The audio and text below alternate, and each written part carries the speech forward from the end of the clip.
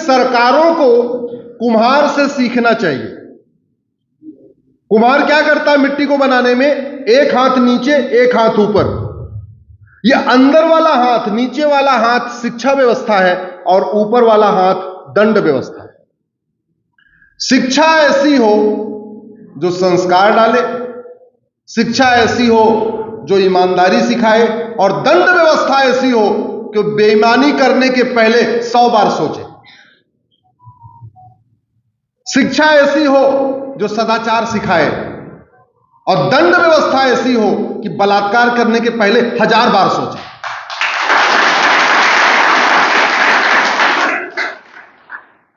शिक्षा ऐसी हो कि प्रेम करना सीखे, और दंड व्यवस्था ऐसी हो कि पत्थर चलाने के पहले 1,00,000 बार सोचे कि अगर हमने पत्थर चला दिया। यही है और कुछ नहीं है। केवल शिक्षा व्यवस्था अच्छी हो जाए महाराज जी, और दंड व्यवस्था अच्छी हो जाए। दुर्भाग्यवश हमारे देश में इन दोनों विषयों पे ठीक से काम नहीं हुआ। अखबार अगर आपके घर में आता होगा तो आप अखबार को देखिए। अखबार में समस्या लिखी होती है, समाधान? जोर से बोलिए जरा। टीवी सबके घर में होगी, न्यूज चैनल खोलिए, टीवी वाले समाचार दिखाते हैं, समस्या दिखाते हैं कि समाधान? अब 2 दिन से वहां पे दंगा हो रहा है। 2-3 दिन पहले हल्द्वानी में दंगा हुआ। सारे टीवी वाले क्या वही आगजनी दिखा रहे हैं ना? किसी पत्रकार ने, किसी एंकर ने, किसी नेता से यह पूछा कि यह दंगे का मूल कारण क्या है और अस्थायी समाधान है? पूछा क्या? आपके ग्वालियर में कुछ दिन पहले एक बार दंगा हुआ था। कितने लोग? 4-5 लोग मारे गए थे। 4-5 लोग मारे। तो बस दंगा निकला, मूल कारण पूछा क्या? अस्थायी समाधान पूछा क्या? नहीं। दुर्भाग्यवश हमारे देश के नेता भी समस्या जीवी हो गए, अभिनेता भी समस्या बता रहे, लेखक भी समस्या बता रहे, पत्रकार भी समस्या बता रहे, कलाकार भी समस्या बता रहे, न्यूज एंकर भी समस्या बता रहे। समस्या बता बता के हमारे दिमाग को उन्होंने पूरा समस्या से भर दिया, और हमको भी समस्या देख देख के मजा आने लग गया। अगर आप फेसबुक उठा के देखिए, ट्विटर उठा के देखिए, तो उसमें सारे लोग हल्द्वानी का वीडियो शेयर कर रहे हैं। ये देखो पुलिस वाला मारा जा रहा है, ये देखो पुलिस वाले भाग रहे हैं, ये देखो आगजनी हो रही है, ये देखो गाड़ी जल रही है। बस कोई ये नहीं बता रहा है इस पत्थरबाजी का, इस अवैध कब्जे का, इस अवैध निर्माण का मूल कारण क्या है, वो सोच कौन सी है जो कर रही है, और दंगे का अस्थायी समाधान क्या है। मैंने कहा ना, 2 ही तरीका। शिक्षा ऐसी हो जो प्रेम सिखाए, भाईचारा सिखाए, सदाचार सिखाए, ईमानदारी सिखाए, स्वधर्म सिखाए, अष्टांग योग सिखाए, यम नियम सिखाए, और दंड व्यवस्था ऐसी हो कि भ्रष्टाचार, अपराध, बलात्कार, व्याभिचार करने के पहले 1000 बार सोचे, उसके रोए कांप जाए, ऐसी होनी चाहिए दंड व्यवस्था। अपराध करने के पहले उसके रोए खड़े हो जाने चाहिए। अगर अपराध कर दिया तो क्या होगा, क्या यह चाहिए। हमने दोनों पे काम नहीं किया। मुझे समझ में नहीं आ रहा है कि आज तक भगवत गीता को स्कूलों के सिलेबस में शामिल क्यों नहीं किया गया। भगवत गीता तो किसी पंथ के खिलाफ नहीं है। भगवत गीता तो किसी पंथ के समर्थन में नहीं है, किसी पंथ के खिलाफ नहीं है। भगवत गीता न किसी को हिंदू बनाती है, न मुसलमान बनाती है, न पारसी बनाती है, न ईसाई बनाती है। भगवत गीता सबको इंसान बनाती है। तो इनसे इंसानियत की पढ़ाई होनी चाहिए कि नहीं? आज तक रामचरितमानस और वाल्मीकि रामायण को सिलेबस में क्यों नहीं डाला गया? रामचरितमानस न किसी को हिंदू बनाता है, न मुसलमान बनाता है, न पारसी बनाता है, न ईसाई बनाता है।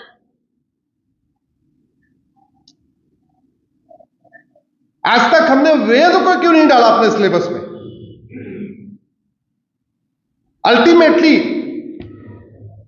जो 10वीं तक पढ़ाया जा रहा है, 12वीं तक जो पढ़ाया जाता है, उसका हमारे जीवन में उपयोग है क्या? हमें बाबर, हुमायूं, तुगलक, गजनी, गोरी पढ़ाया, आप लोगों की लाइफ में कोई इसका उपयोग है क्या? हाँ, ऊपर से हम गुलामी की मानसिकता में जरूर चले गए, हमें यह पता हो गया कि हम कितने दिन गुलाम थे। आपको साइंस में भी ऐसी ऐसी चीजें पढ़ाई जा रही हैं। मैं साइंस का विरोधी नहीं हूं, मैं खुद इंजीनियर हूं, साइंस पढ़ना चाहिए, पढ़ाना चाहिए, लेकिन सबसे पहले बच्चे को अच्छा इंसान तो बनाओ, मेहनती तो बनाओ। अगर हमने साइंस पढ़ा के वैज्ञानिक तैयार कर दिया और वैज्ञानिक जासूसी करने लग गया तो फायदा क्या उस साइंस का? हमने साइंस पढ़ा के सेना में भेज दिया और सेना पे बॉर्डर पे जासूसी करने लग गया, गद्दारी करने लग गया, तो क्या फायदा उस साइंस का? बाकी तो छोड़ दो। हमने 10वीं 12वीं पढ़ा के उसको लेखपाल बनाया, वो सुबह से लेकर शाम तक भ्रष्टाचार कर रहा है। हमने तहसीलदार बनाया, वो सुबह से लेकर शाम तक लूट रहा है।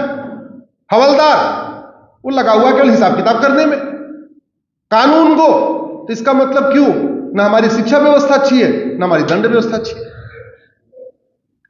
इसलिए मैं आप लोगों से निवेदन करता हूं कि भारत में शिक्षा व्यवस्था बदलने और न्यायिक व्यवस्था बदलने के लिए आवाज उठाइए।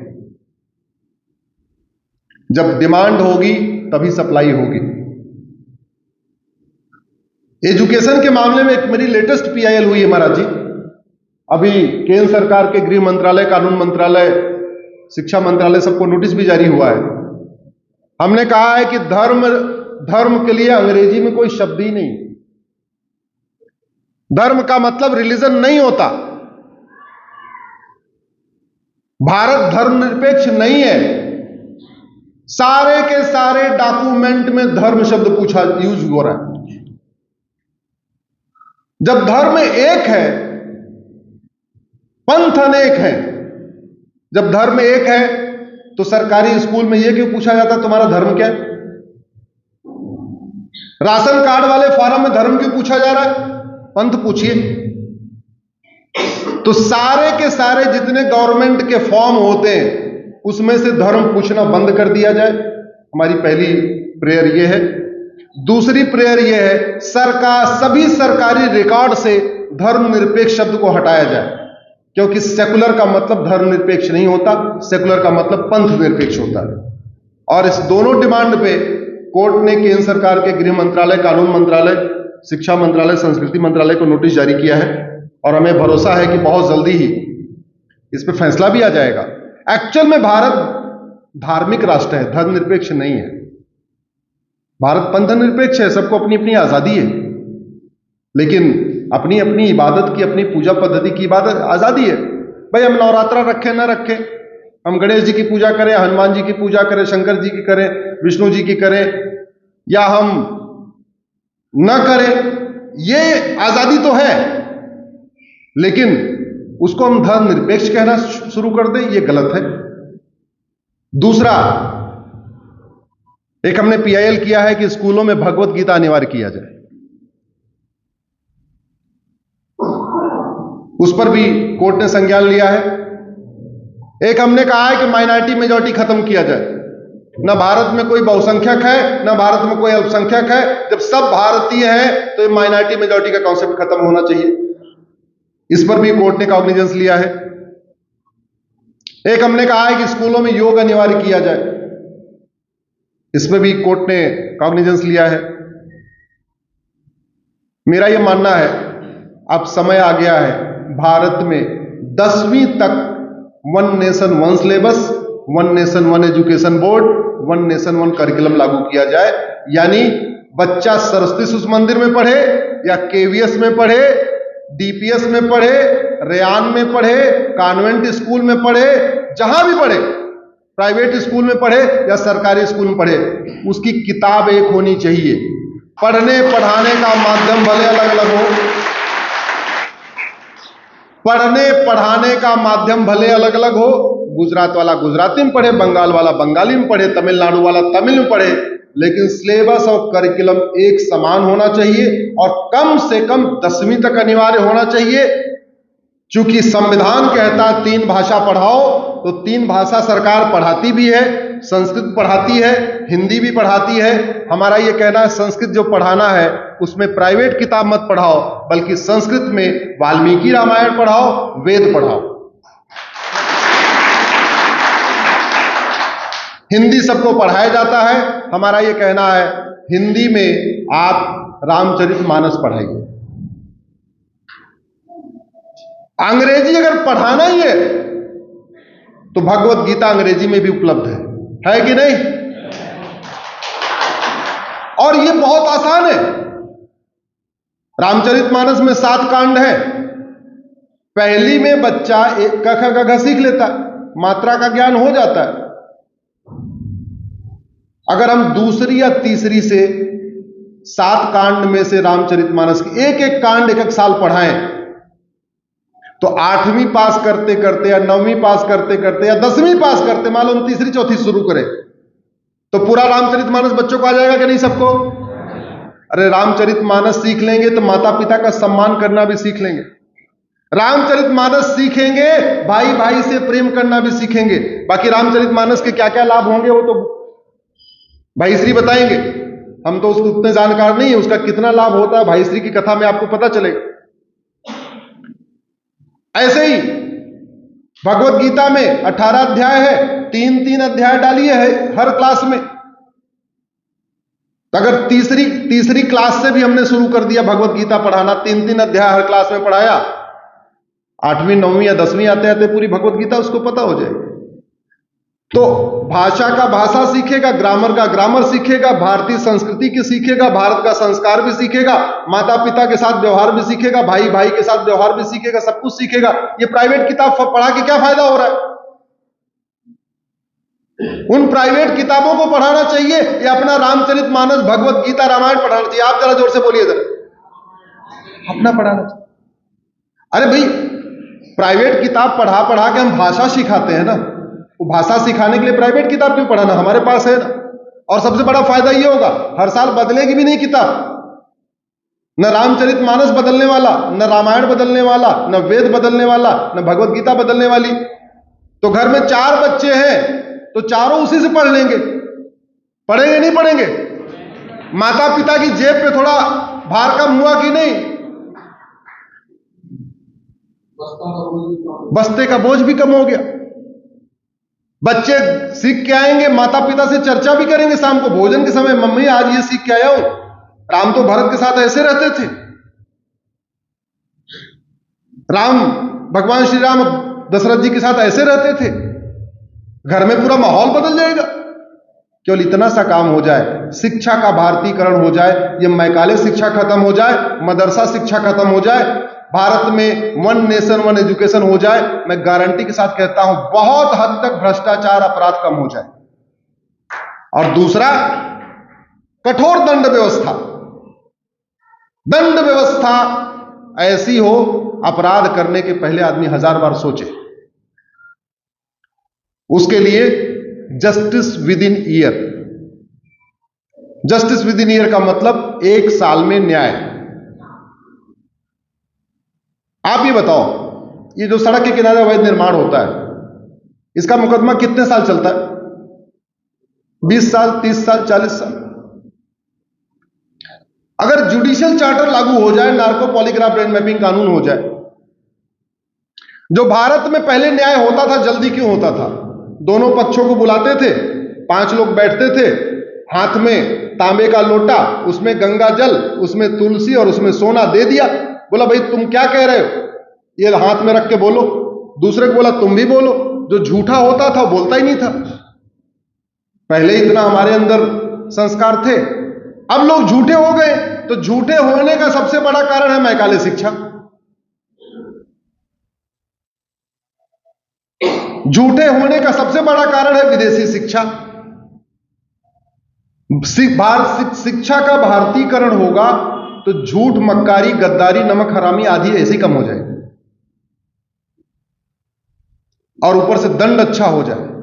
नार्को पॉलीग्राफ ब्रेन मैपिंग कानून बन जाए, मैं गारंटी के साथ कहता हूं झूठी शिकायतें बंद हो जाएंगी, झूठे मुकदमे बंद हो जाएंगे, झूठे एफआईआर बंद हो जाएंगे, झूठी गवाही बंद हो जाएगी, आधा मुकदमा यही चल रहा है, झूठा झूठा झूठा।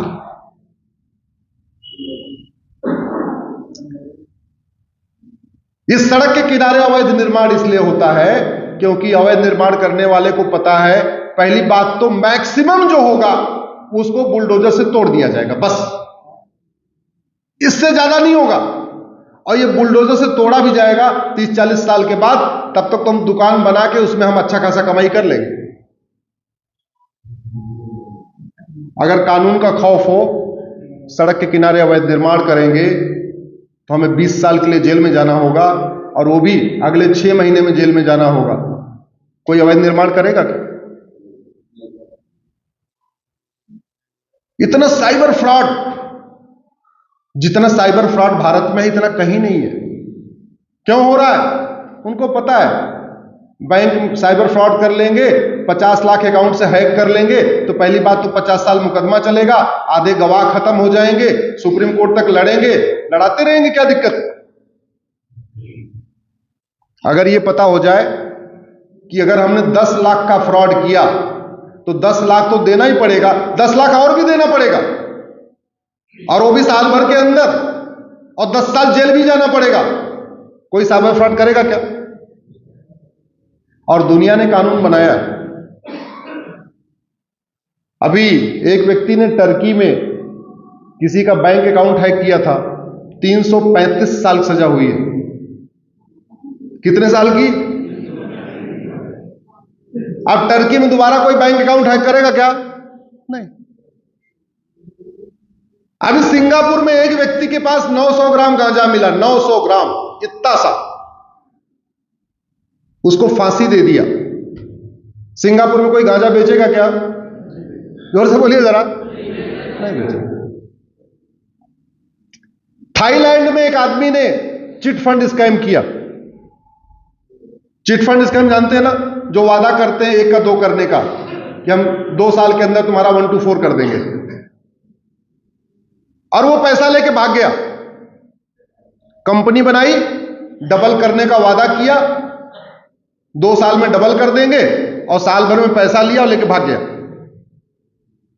1,41,000 साल सजा हुई है। कितने साल की? दोबारा थाईलैंड में कोई चिट फंड स्कैम करेगा क्या? नहीं। आप लोग सोशल मीडिया यूज करते हैं, कभी गूगल करना longest sentences in the world, तो आपको पता चलेगा दुनिया के कई देशों में 10-10 हजार साल सजा होती है, 15-15 हजार साल सजा होती है, 20-20 हजार साल सजा होती है। आदमी जिंदा नहीं रहता, अलग बात है। इतनी लंबी सजा इसलिए दी जाती है खौफ पैदा करने के लिए, कि लोगों को पता रहे कि इस मोहल्ले के XYZ के बेटे को या बाप को 30,000 साल सजा हुई। सजा ऐसी होनी चाहिए ना, वो कहते नहीं बच्चा मत रोना गब्बर आ जाएगा, ऐसा फिल्मी डायलॉग। सजा ऐसी होनी चाहिए जो दूर दूर तक सुनाई पड़े। एक आदमी ड्रग स्मगलिंग में पकड़ो, 100% प्रॉपर्टी जब्त करो, प्रॉपर्टी उसकी नागरिकता खत्म करो, फांसी पे लटका दो 6 महीने साल भर के अंदर। मैं गारंटी के साथ कहता हूं, ये जितने ड्रग स्मगलिंग का खेल करने वाले हैं, ये आधा छोड़ छाड़ के या तो विदेश भाग जाएंगे या सामान्य आम आदमी तरीके घर में रहना शुरू कर देंगे। ये जितने अपराध हैं, ये सब का इलाज है। जो दैविक समस्याएं हैं, भूकंप, बाढ़, सुनामी, तूफान, इसका इलाज हमारे पास नहीं है। हमारे से मतलब मैं अपनी बात नहीं कर रहा हूं, हम लोगों के पास। लेकिन जितनी समस्याएं इंसान के द्वारा शुरू की गई हैं, इन सभी समस्याओं का इलाज है, इसमें एक भी लाइलाज नहीं है। और इलाज वही संस्कारी शिक्षा, कठोर दंड व्यवस्था। सटे साठ्यम समाचरित, ये सिद्धांत कहां का है? कहां का सिद्धांत है ये? अरे विदुर जी ने बोला था भाई, जैसे धीरे से बोल रहे हैं, विदुर जी ने बोला, भारत का सिद्धांत है। भय बिन होय न प्रीत, कहां का सिद्धांत है हमारा? पूरी दुनिया को उठा के देख लीजिए, जिन देशों ने सठे साठ्यम समाचरित और भय बिन होय न प्रीत, इस सिद्धांत को अपना के कठोर कानून बनाया, अच्छी न्यायिक व्यवस्था बनाई, फटाफट लोगों को सजा देना शुरू किया, वहां शांति है, समृद्धि है, खुशहाली है। इसका उदाहरण है जापान, सिंगापुर। बाकी छोड़ दो, 50 साल पहले दुबई में कुछ नहीं था। 50 साल पहले दुबई रेगिस्तान था, 50 साल में अच्छा खासा शहर बन गया। भारत के लोग भी घूमने जाते हैं दुबई, जानते हैं क्यों? कठोर दंड व्यवस्था, चोरी लूट झपटमारी वहां नहीं है। मोबाइल अगर आपका गिर भी गया तो कोई ले नहीं जाएगा, और यहां तो आपके जेब में से खींच लेते हैं। खींचते नहीं खींचते? इसको कहते हैं, हम जो परमाणु बम बनाते हैं रोज रोज चलाने के लिए बनाते हैं क्या? आज की डेट में इतने देशों के पास परमाणु बम है, कोई किसी पे चला रहा है क्या? इतने दिन से रूस का झगड़ा चल रहा था यूक्रेन के साथ, परमाणु बम चलाया क्या? परमाणु बम दिखाने के लिए होता है, परमाणु बम डराने के लिए होता है। हमारे पास अग्नि है, ब्रह्मोस है, राफेल है, हम किसी के ऊपर चला रहे हैं क्या? चला रहे हैं? किस लिए होता है? डराने के लिए। ऐसे ही जो कठोर कानून होता है ना, वो रोज रोज चलाने के लिए नहीं होता। रोज रोज फांसी नहीं दी जाती। दुबई में बहुत सारे अपराध में फांसी दी जाती है, तो रोज थोड़ी वहां फांसी दे रहे हैं। सिंगापुर में ड्रग स्मगलिंग में फांसी है, करप्शन में फांसी है, तो रोज थोड़ी वहां फांसी दे रहे हैं। बस टेरर पैदा करने के लिए। साल 2 साल में एक आदमी को टांगते रहिए, बस। मैं कह रहा हूं ना, साल भर में भारत में एक भ्रष्टाचारी को टांग दीजिए, भ्रष्टाचार 50% खत्म। साल भर में एक अवैध निर्माण करने वाले को टांग दीजिए। ये बुलडोजर ले जा जो तोड़ते हैं ना, इसकी जरूरत ही नहीं पड़ी, सब खुद ही तोड़ ताड़ के अपने लेके भाग जाएंगे, मलबा सहित भाग जाएंगे कि पता न चले कौन किसने अवैध निर्माण किया था। साल भर में एक मिशनरी, कन्वर्जन कराने वाली मिशनरी को टांग दीजिए। है कोई यहां पे कन्वर्ट? किसी की हिम्मत पड़ेगी क्या? और एक बात ध्यान रखिएगा, धर्म की जय करना यह तो समाज का काम है, लेकिन अधर्म का नाश करना यह सरकार का काम है और शासन का काम है। जो 4 वाक्य मैंने बोले ना, धर्म की जय हो, अधर्म का नाश हो, प्राणियों में सद्भावना और विश्व का कल्याण हो। धर्म की जय करना सरकार का काम भी है, शासन का काम भी है, समाज का भी काम है। प्राणियों में सद्भावना यह सरकार का काम भी है, शासन का काम भी है, समाज का काम भी है। विश्व का कल्याण हो, यह भी सबका काम है। लेकिन अधर्म का नाश हो, यह केवल और केवल शासन का काम है, इसमें समाज का काम नहीं है। आपको पता है कि आदमी बांग्लादेशी घुसपैठिया है, आप उसको गोली मार सकते हो क्या? मार सकते हो आप? आपको पता है कि लेखपाल भ्रष्ट है, आप उसको थप्पड़ मार सकते हो? आपको पता है आदमी बलात्कारी है, आप उसको लाठियों से पीट सकते हो क्या? आपको पता है कि जिहादी है, आप उसको मार सकते हो क्या?